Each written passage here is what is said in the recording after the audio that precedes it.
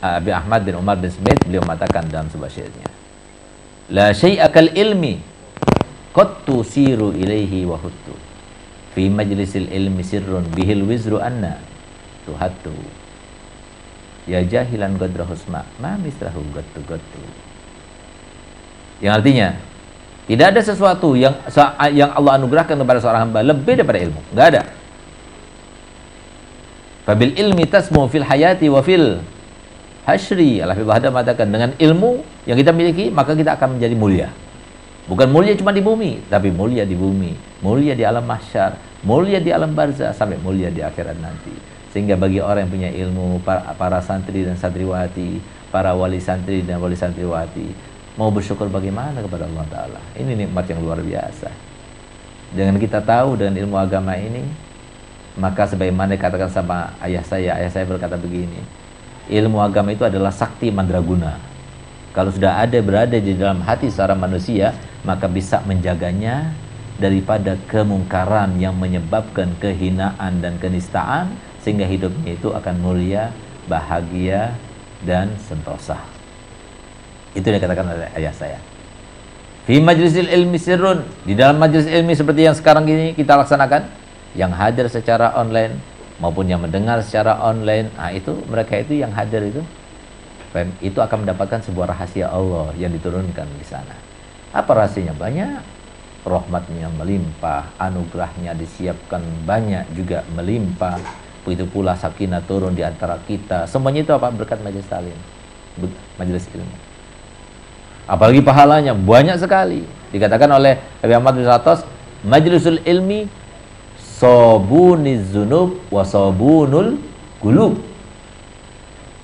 Yang namanya majelis ilmu itu sabunnya dosa dan sabunnya hati. Kita hadir majelis taklim, kita keluar, waktu masuk dalam keadaan dosa banyak, begitu keluar hilang dosa kita. Kita masuk ke dalam majelis taklim dalam keadaan hati kita banyak penyakitnya, berpenyakitan, begitu keluar hilang penyakitnya. Berkat apa? Majelis taklim. Kenapa majelis taklim itu begitu besarnya? Menjadi sebuah solusi, menjadi sebuah penyembuh dan sebagainya, obat yang luar biasa. Kenapa? Karena di situ ridhonya Allah. Dengan ilmu kita sholat, dengan ilmu kita bakti pada orang tua, dengan ilmu agama kita itu bisa taat kepada Allah, dengan ilmu agama kita bisa hormat kepada tetangga, dengan ilmu agama kita itu tidak memarah, dengan ilmu agama kita dapatkan untuk sabar. Dan ilmu agama kita tahu bahwasanya hidup di dunia ini bukan untuk senang-senang dan bahagia. Dan ilmu agama akhirnya kita bisa bersalawat kepada Nabi Muhammad. Dengan ilmu agama kita bisa dicintai oleh Nabi Muhammad. Dengan ilmu agama kita bisa bersyukur karena telah menjadi sebagai umatnya Nabi Muhammad. Dengan ilmu agama kita bisa mengetahui bahwasanya bahayanya akhir kehidupan itu sangat menyeramkan, sangat dahsyat. Bagaimana seseorang itu akan mati dalam keadaan sulh khatimah atau husnul khatimah tergantung kepada amalnya. Bagaimana cara menghindarnya? Dengan ilmu agama kita tahu, kalau kita itu mengisi kehidupan kita dengan kebaikan demi kebaikan, maka insya Allah kita termasuk yang mati dalam keadaan husnul khatimah. Allah menja'alna minhum. Tapi kalau kita isi dengan keburukan demi keburukan, maka ilmu agama mengajarkan kepada kita, takutnya kita termasuk orang yang mati dalam keadaan sulh khatimah. Dengan ilmu kita tahu bahwasanya harta itu akan berkah ketika kita zakati, ketika kita sedekoi. Ilmu agama itu mengajarkan kepada kita, kalau kita punya harta, lalu kemudian kita sakit, sembuhkan penyakit kita dengan sedekah. Diajarkan semua itu ilmu agama yang mengajarkan. Bagaimana kita dihormati, bagaimana kita dimuliakan, bagaimana kita bermimpi Nabi Muhammad SAW yang dikatakan man ra'ani fil manam fasayarani fil yaqda. Barang siapa melihatku dalam tidurnya, maka dia pasti akan melihatku dalam keadaan terjaga. Artinya apa? Kalau dia termasuk orangnya, ahlinya, di dunia dia akan melihat wajah Nabi Muhammad SAW secara terjaga. Luar biasa itu, ya. Magam yang luar biasa di dunia.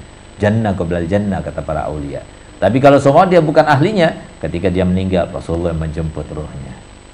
Atau kalau dia bukan ahlinya juga, nanti di padang mahsyar dia pasti dapat syafaatnya Nabi Muhammad. Bagaimana cara mendapatkan kemuliaan bermimpi Nabi Muhammad? Ilmu agama.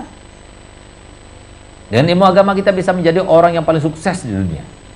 Kenapa? Kita bakti pada orang tua. Kita cari keridhaan Allah dengan keridhaan orang tua.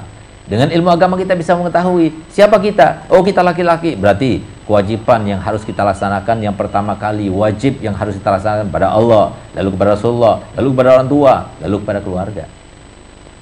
Tapi kalau perempuan tidak lagi.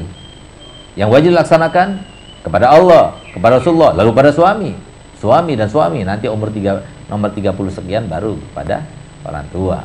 Nah, itu ilmu agama yang membedakan. Ilmu agama yang menjelaskan. Ilmunya Nabi Muhammad SAW. Oleh karena